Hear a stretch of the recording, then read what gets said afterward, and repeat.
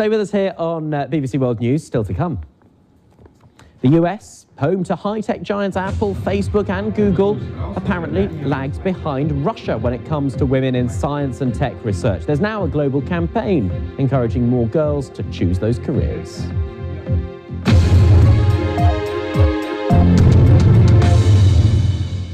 Hello, welcome back to the Business News on GMT with me, Ben Bland.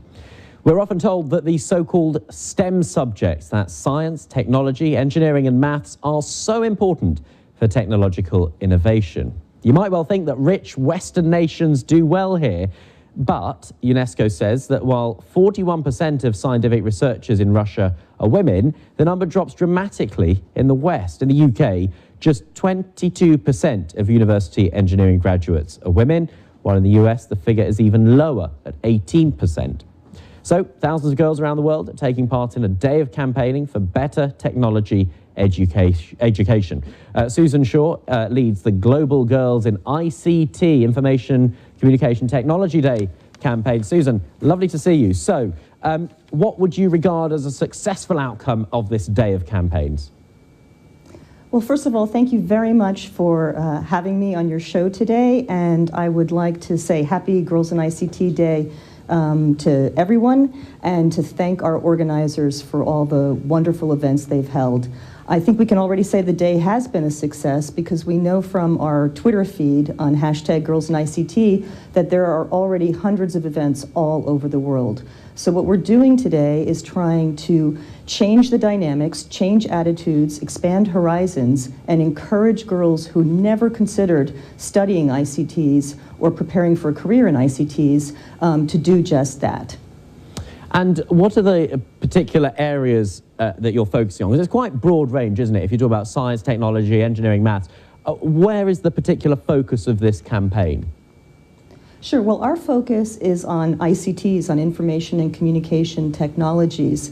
So what we see a lot of our organizers are doing are organizing workshops where they are actually introducing girls to some skills such as coding skills or robotics, or doing website development. I've just joined you straight from our Geneva event, where we had a number of girls who had run workshops before the day, and they came in to have an exhibit and showcase the new skills that they had learned. And so those are some of the skills that we saw.